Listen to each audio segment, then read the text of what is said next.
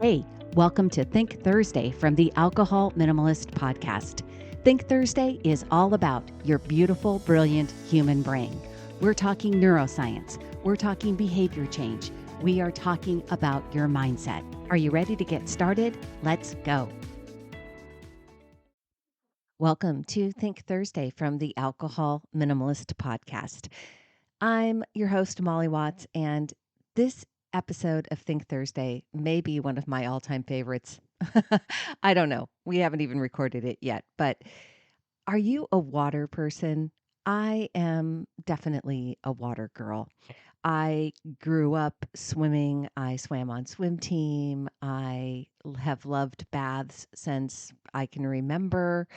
Um, I there's a song by, I think last week I was talking about a song. I got you all talking or thinking about reminiscing.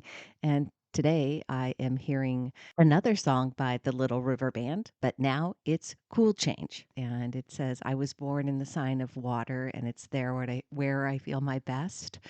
I'm not a real astrology person, but I am born in the sign of water, and it is where I feel my best. And I just will always I love lakes. I love the ocean. I love being out on the water. I love cruising. I love water.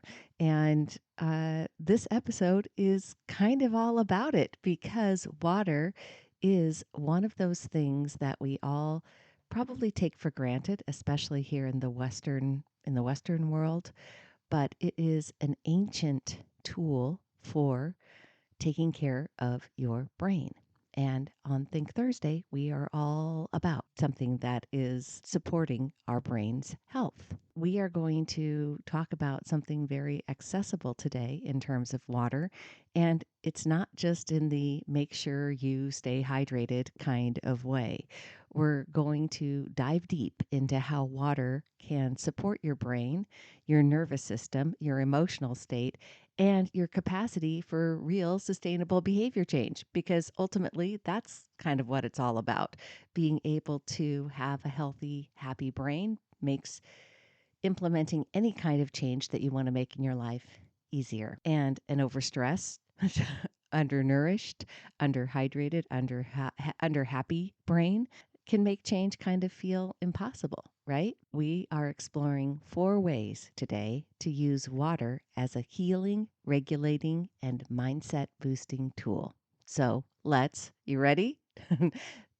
Do the little symbol, da-da-ch. Let's dive in. Get it? All right. Let's start with hydration because your brain is approximately 75% water, and it does not take much dehydration to slow it down. I did a whole episode on water in terms of drinking water. I will link it in the show notes, but there is no doubt that hydration is super important for the brain.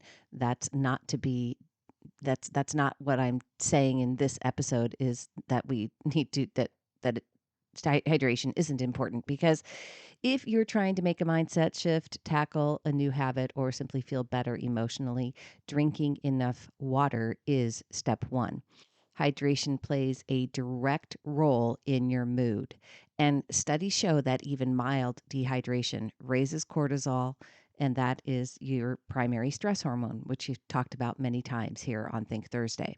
So, that feeling of irritability, tension, or being off might not be about your mindset. It might actually be about your water intake.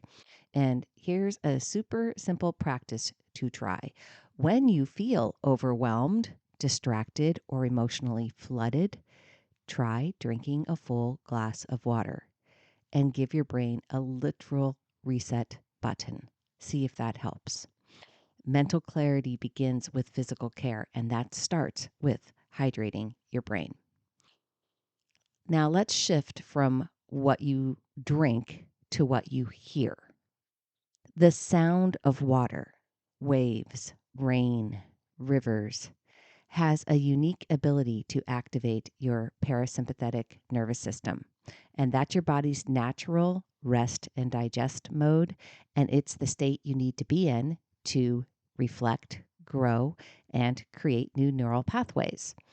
Water sounds also enhance alpha brain activity, which is associated with that relaxed yet alert state. This is where your brain's flow zone, a space where insight, calm, and creativity flourish. Try using water sounds intentionally, especially while you're journaling or meditating.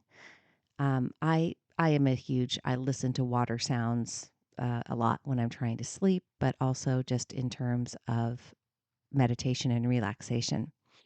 Try using them as a background noise, as that kind of white noise for focused work. See if that might be where water sounds work for you. Or, of course, as a part of a nighttime wind down ritual. And here's the mindset shift around it. You don't always have to fight your thoughts. Sometimes you can just let them flow. So let's pause here and give yourself 20 seconds to breathe and listen.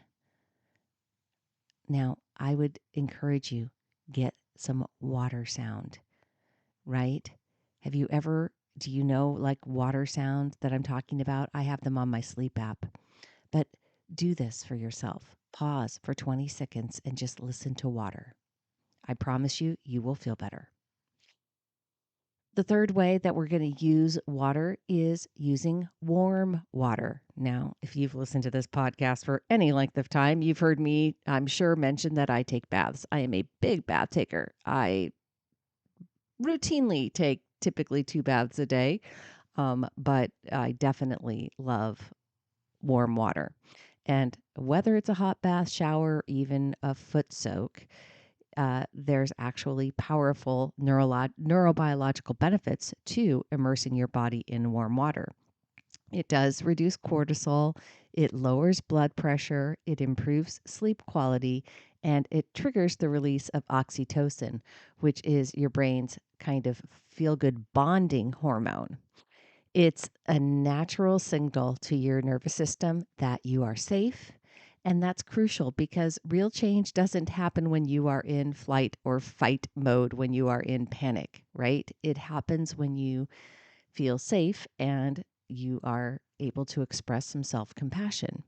So if you're feeling stuck or stressed, try a bath or a hot shower as a cognitive reset. Now, I know not everybody's a bath person. You don't have to take a bath. A hot shower will do the trick as well. Not because you're escaping, anything, but because you're coming back to center. And that's really what we want to do when we use warm water. We want to allow it to to fuel that bonding hormone and to really allow our blood pressure to come down, right? Your nervous system doesn't need numbing, but it does need nurturing. And this is a way of really doing that and helping it. Make it a ritual, light a candle, play soft music. And while you do that, ask yourself, how can I support myself better right now? Really look at it as a self-care habit. Number 4, we've talked about drinking more water. We've talked about listening to water. We've talked about warm water. And now we're going to talk about cold water. That's right. Cold water exposure. Oh my goodness. Cold plunging, or even a 30-second cold shower, creates a spike in dopamine and norepinephrine, which both improve mood, alertness, and energy. But what's even more powerful about cold plunging is what it teaches your brain. It teaches your brain that discomfort does not mean danger. It teaches your brain that you can tolerate stress and not run from it. It teaches your brain that you are capable of enduring discomfort and overcoming it. So there's a resilience training to cold water plunging for your nervous system, and that is something that probably most of us don't get enough of. It builds the same muscles you use when you're working on any kind of mindset change, especially when you hit the resistance of fear. So try this. Next time, after you've had your nice warm shower, end your shower with 30 seconds of cold water. There's a lot of people that do this every single day to start their day. And I've tried this. I have not built a consistent habit around it. And after doing some more research in terms of getting ready for this episode and just really looking into the power of water and how much I know how much water, just like I've said, I've always been a water girl. I'm back on the kick. I'm going to keep trying it. Breathe deeply while you're in that 30 seconds of cold water. And you know what? If 30 feels too long, at first start with 15 seconds, right? We start small steps to build sustainable change. Just notice the discomfort and ride that wave. It's not punishment, it's proof that you are building strength from the inside out, and keep going. All right, let's recap. Water is medicine for your mind. It's brain support. It's nervous system regulation. It is mindset fuel.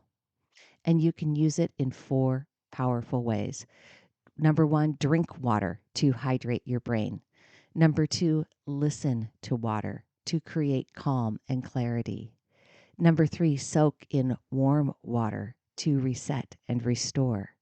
And number 4, brave cold water to build strength and resilience. No matter what change you are working on, whether it's building new habits, shifting your mindset, or just finding more peace in your day, a better, healthier, happier brain makes it all easier. And water can help you get there. Here's your Think Thursday invitation. Pick one water ritual and try it this week. Let it be your gift to your body and to your future self. And if you want to share what you try, come connect with me in the Alcohol Minimalist Facebook group. We would love to cheer you on. Until next time, friends, flow, feel, and heal with some water. Thanks for listening to Think Thursday. Choose peace, and I will see you on Monday.